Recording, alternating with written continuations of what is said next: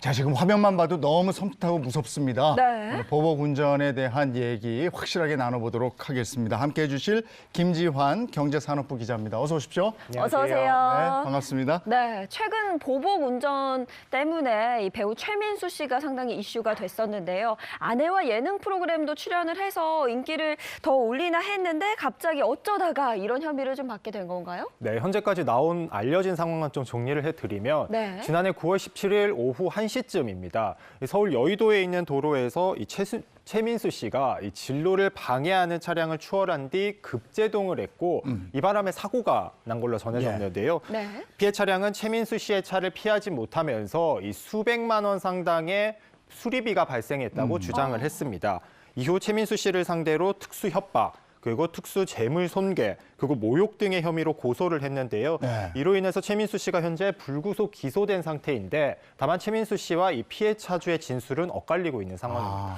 그런데 이 보복 운전은 그냥 복수심에 운전을 하는 걸 뜻하는 건가요? 이 난폭 운전이랑 무슨 차이점이 있을까요? 네, 난폭 운전 같은 경우에는 뭐 네. 과속을 한다든지 급하게 차선을 바꾼다든지 좀 이렇게 거칠게 운전을 하는 것을 전반적으로 통칭한다고 보시면 될 것 네. 같고요. 네. 이 보복 운전 같은 경우에는 자신의 차량으로 다른 사람을 위협하거나 이렇게 공포심을 주는 행위를 적극적으로 하는 것을 뜻합니다. 그러니까 더 무서운 거예요. 그렇습니다.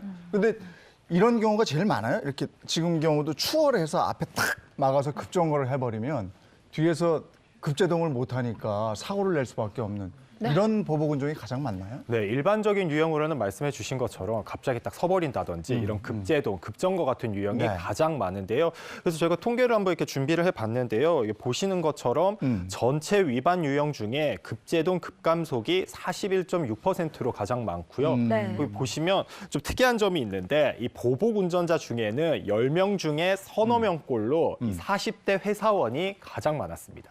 사실 회사원들의 이미지가 약간 정장에 넥타이도 매고 좀 가만히 순하게 있을 것 같은데 가장 많다니까 상당히 놀라운데요. 아니, 저도 회사원 해봐서 하는데요. 네. 저 40대 요때 스트레스가 제일 많아. 그렇습니다. 그래서 저도 지금 그런가요? 회사를 다니고 있지만 네. 뭐 얌전하고 순하다는 것도 이거 뭐 네. 편견 아니겠습니까? 네. 네. 그렇기 때문에 사실 말씀해 주신 것처럼 이렇게 좀 스트레스가 많아서 그런지 좀 흔히 저희 보기에는 네. 좀 평범한 아저씨로 알려졌던 네. 분들이 좀 위반 운전 앞에서는 네. 좀 이렇게 보복 운전을 하고 있는 좀 안타까운 상황이라고 할 수 있습니다. 근데 절대로 보복 운전이 스트레스로 용서될 수는 없는 거예요. 그렇죠. 본인이 스트레스 받았다고 다른 사람을 위협하면 안 되는 거니까. 네. 다른 사례들도 좀 알아봐야 되겠어요. 네, 유형 맞습니다. 같은 거. 그래서 오늘 네. 본격적으로 제가 이 보복 운전 위반 유형에 대해서 자세히 알아보고 대처법까지 소개해 드리겠습니다.